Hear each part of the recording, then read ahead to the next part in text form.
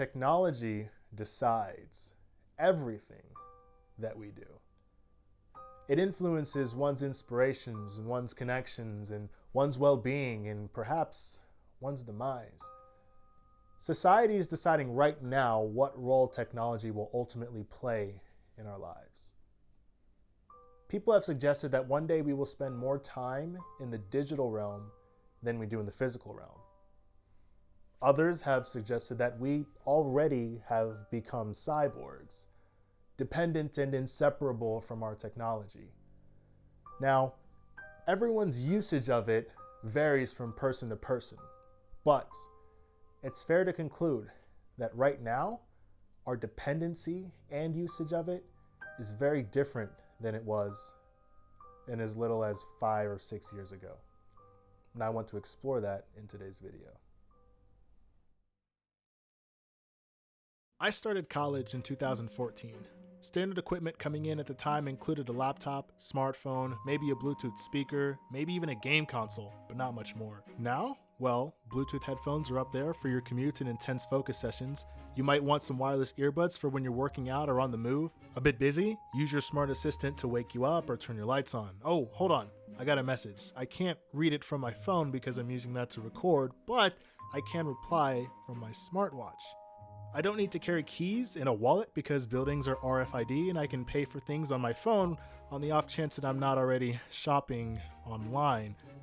As a matter of fact, perhaps I should think about purchasing a tablet. Did I miss anything? Look, we didn't get here overnight.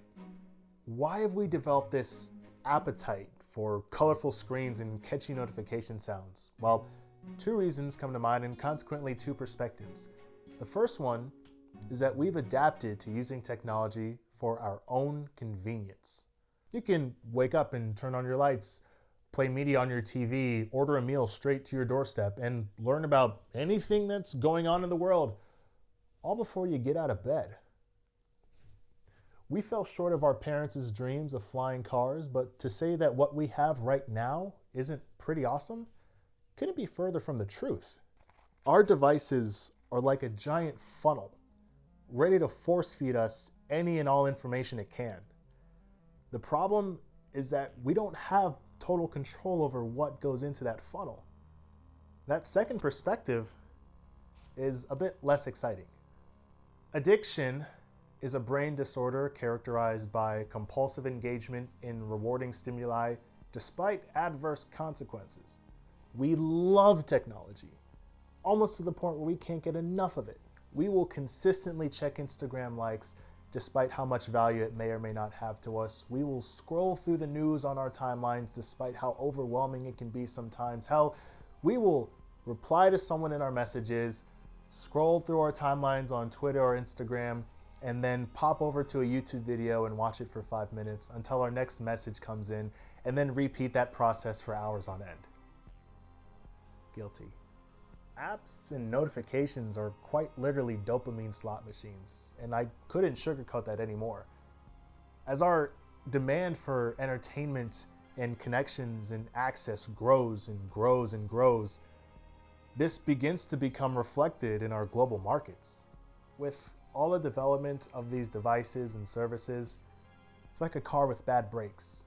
You think you can stop whenever you're ready, but in reality, the moment those brakes go out, there's no going back. The primitive forms of artificial intelligence we already have proved very useful. But I think the development of full artificial intelligence could spell the end of the human race. Thankfully, this isn't all at a loss though. Technology has yielded some extraordinary benefits, especially while people worldwide are staying home. It's allowed some people to work from the safety of their homes. It's allowed many of us to continue supporting local businesses while they last at least. And biggest of all, it's prevented boredom for a lot of us thanks to gaming and streaming and web conferencing each other. And of course, on top of all this, things like artificial intelligence and advanced robotics have spearheaded efforts into better treatments in helping us monitor the spread of the pandemic. Now, at this point, it begs the question, is it worth it to go back?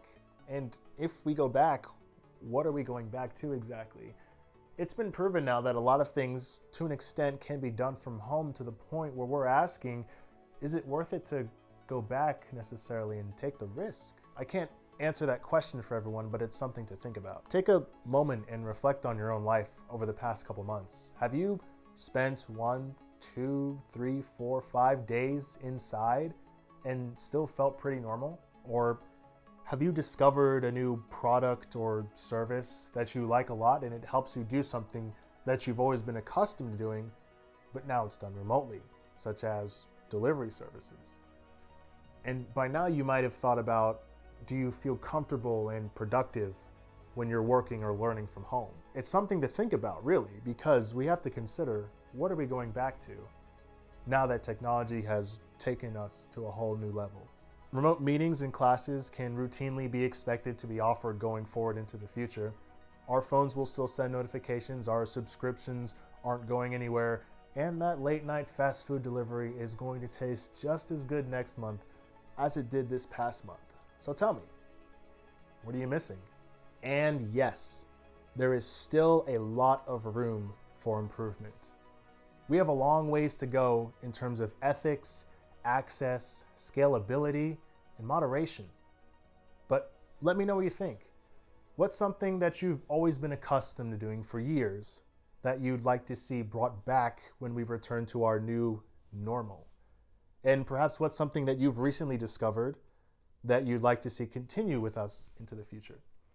Something to consider. Thanks for watching.